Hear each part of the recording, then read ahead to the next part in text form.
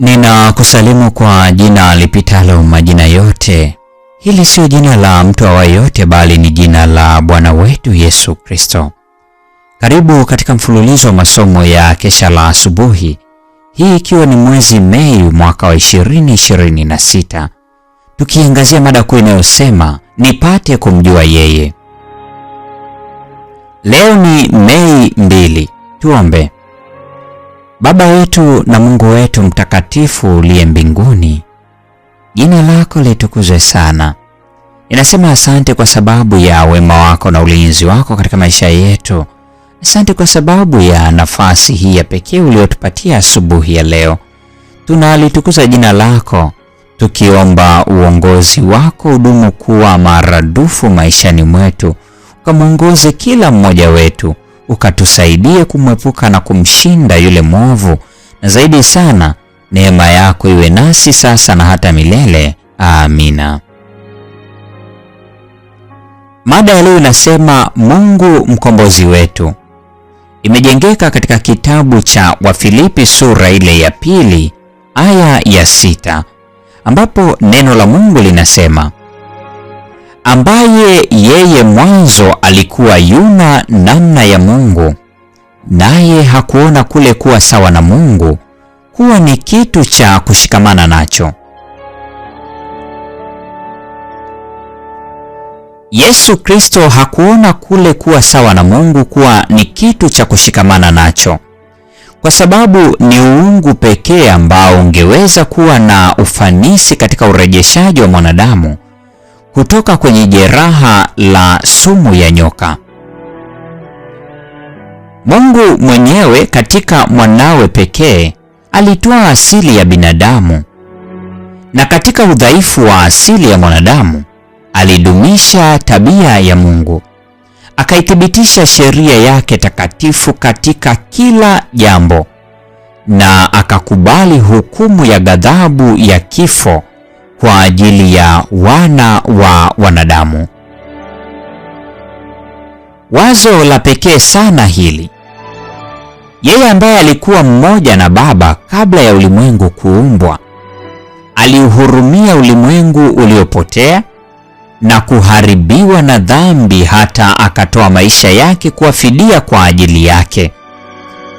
Yeye ambaye alikuwa ni mng'ao wa utukufu wa Baba, mwonekano dhahiri wa nafsi yake, alibeba dhambi zetu katika mwili wake juu ya mti, akiteseka kwa ghadhabu ya makosa ya mwanadamu mpaka haki ilipotimizwa na kutohitaji zaidi. Ni ukombozi mkuu jinsi gani ambao umefanywa kwa ajili yetu.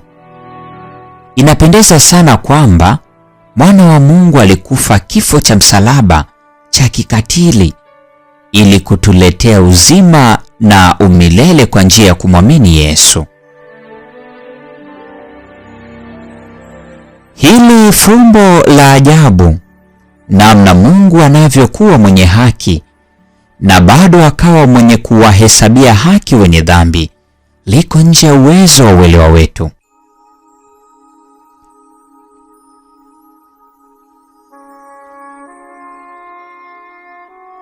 Kadiri tunavyojaribu kuelewa hili, linapanua na kuzidi uelewa wetu. Tunapotazama kwa jicho la imani juu ya msalaba wa Kalvari na kuona dhambi zetu zikiwekwa juu ya mhanga anayening'inia katika uharibifu na fedheha pale, tunapofahamu kweli kwamba huyo ni Mungu Baba wa milele, mfalme wa amani, tunaongozwa kutangaza, tazameni ni pendo la namna gani alilotupa Baba. Waraka wa kwanza wa Yohana sura ya 3 aya ya 1.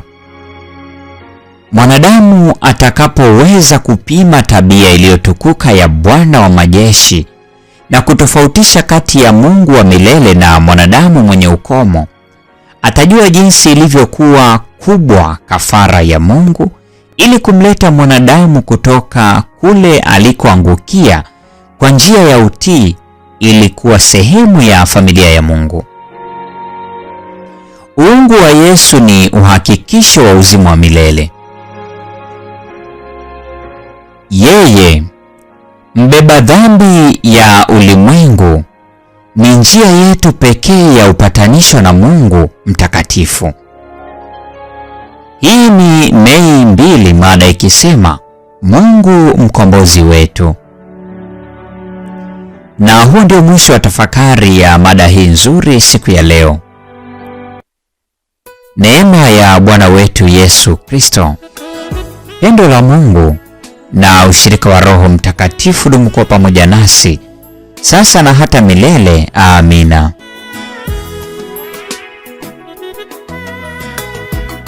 Waogopa kifo, wadhani kwamba mwisho kuishi.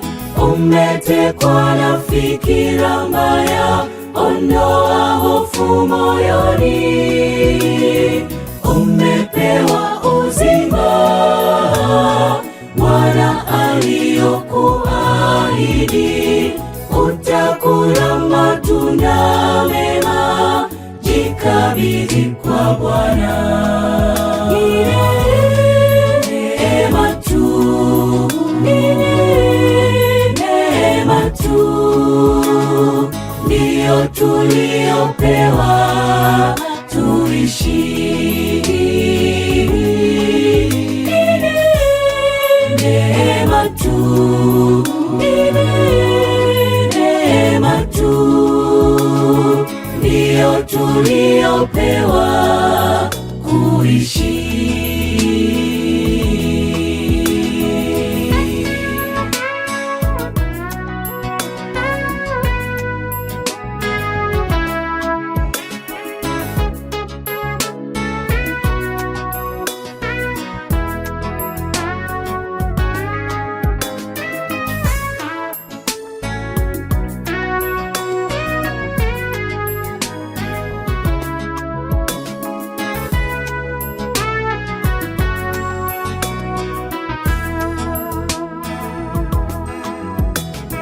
Kuna nyakati tumepita, muda mgumu usioelezeka, lakini tunalo tumaini, yote ni ya kitambo.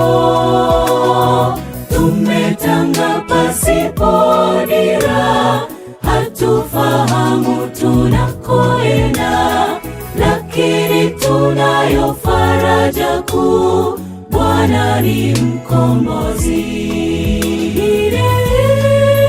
Neema tu, neema tu ndiyo tuliopewa tuishi. Neema tu, neema tu ndiyo tuliopewa kuishi. Mpango wa Mungu wa ukombozi ulikuwa mwema, akashuka duniani kumtafuta wanadamu. Aliacha vyote, enzi na utukufu, aliacha vyote, enzi na utukufu.